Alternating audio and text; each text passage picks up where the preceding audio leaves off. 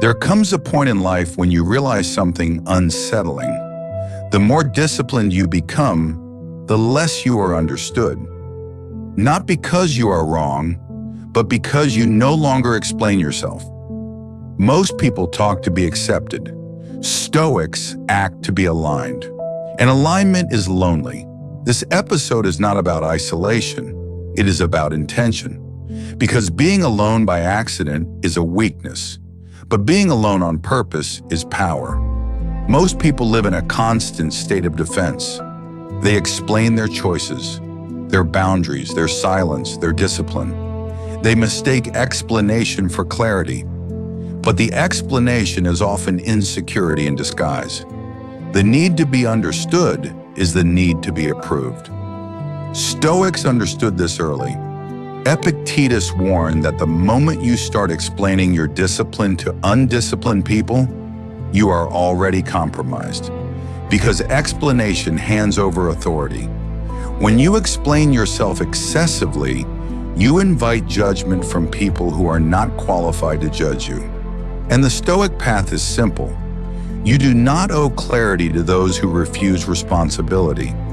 Silence makes people uncomfortable because it removes control. When you don't explain, they can't categorize you. They can't predict you. They can't manipulate you. Silence forces others to confront their own noise. This is why disciplined people are often labeled cold, arrogant, detached. Not because they are cruel, but because they are unavailable for chaos. Marcus Aurelius wrote for himself, not the public. His journal was never meant to impress. That alone tells you everything. True strength does not announce itself. It stabilizes itself. Loneliness is not the absence of people. It is the absence of alignment. You can be surrounded and still feel empty. Stoics choose solitude not because they hate people, but because they respect their own standards. Being alone becomes necessary when your environment no longer supports your discipline. This is the price no one talks about. When your standards rise, your tolerance drops. You stop laughing at what drains you. You stop explaining what matters to you. You stop chasing rooms that feel wrong, and suddenly you find yourself alone. Not abandoned, refined. Every transformation demands payment. For most people, the price of becoming better is too high because it costs.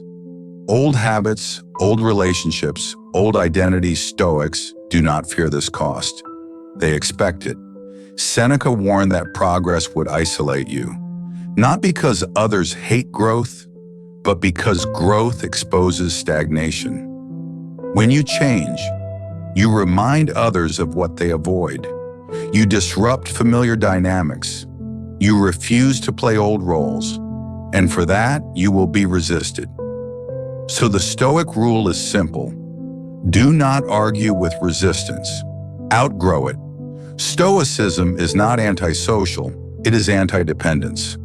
Walking alone does not mean rejecting others. It means refusing to outsource your direction.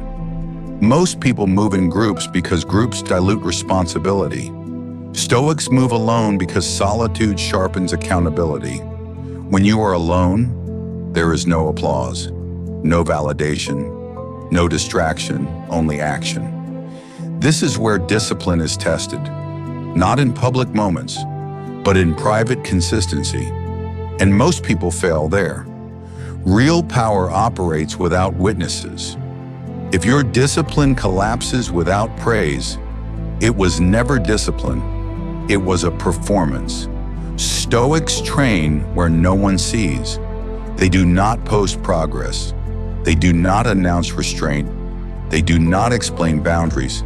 They embody them. This is why Stoic power feels heavy, not loud, because it does not seek permission. It does not negotiate with emotions. It moves forward quietly.